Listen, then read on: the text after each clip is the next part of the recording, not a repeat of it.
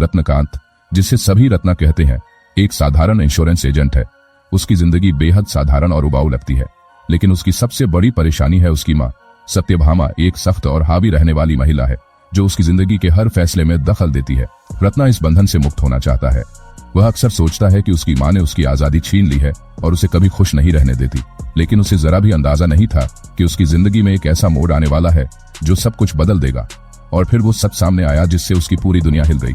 एक दिन उसकी मुलाकात होती है एक पत्रकार मयूरी से। मयूरी उससे एक ऐसी बात बताती है जो उसकी पूरी दुनिया हिलाकर रख देती है। सत्यभामा तुम्हारी असली माँ नहीं है। ये सुनकर रत्ना के पैरों तले जमीन खिसक गई। वो अवाक रह गया। उसकी पूरी जिंदगी एक झूठ पर टिकी थी। जिस औरत को वो अपनी माँ समझता आया, वो उसकी असली माँ ही नहीं थी। अब उसके दिमाग में सवालों का तूफान था। अगर सत्यभामा मेरी असली माँ नहीं तो मेरी असली माँ कौन है? क्या उसने मुझे छोड़ दिया था, या मुझसे कोई और सच्चाई छुपाई गई? इन सवालों के जवाब पाने के लिए रत्ना ने अपनी असली माँ को खोजने का फैसला किया। सच्चाई की तलाश में शुरू हुआ सफर। पहली उम्मीद सरस्वती। अपनी माँ की तलाश में रत्ना ने अलग अलग शहरों की यात्रा शुरू की। इस दौरान उसे एक औरत सरस्वती के बारे में पता चला, जो उसकी असली माँ हो सकती थी।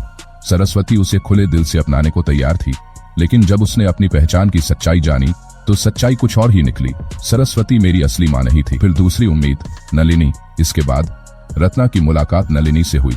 उसे लगा अब उसकी असली माँ मिल गई, लेकिन फिर से एक गलत फहमी। हर बार जब उसे लगा कि उसने अपनी माँ को खोज लिया है, सच्चाई कुछ और ही निकलती थी। अब रत्ना के लिए यह सफर और भी दर्दनाक हो गया था। क्या मेरी असली माँ अब इस दुनिया में भी है, या ये सब एक झूठ था? लेकिन तभी एक और बड़ा झटका। रत्ना थक चुका था। वो अब घर लौटने का फैसला करता है, लेकिन जैसे ही वो घर पहुंचता है, उसे पता चलता है कि सत्यभामा बीमार पड़ चुकी है। वो जिसे वो अपनी सबसे बड़ी दुश्मन समझता था, अब जिंदगी और मौत के बीच झूठ रही थी। और इसी पल रत्ना को सच्चाई का एहसास हुआ। उसे समझ आया कि माँ सिर्फ जन्म देने वाली नहीं होती, बल्कि वो होती है जो बिना किसी स्वार्थ के हमें पालती पोसती है, हमारी परवाह करती है। सत्यभामा ने उसे सिर्फ डांटा नहीं था, बल्कि उसकी भलाई के लिए हमेशा संघर्ष भी किया था। अब रत्ना के सामने सबसे बड़ा फैसला था। क्या वो सत्यभामा को माँ के रूप में स्वीकार करेगा? क्या वो अब समझ पाएगा कि असली परिवार खून के रिश्तों से नहीं, बल्कि प्यार से बनता है?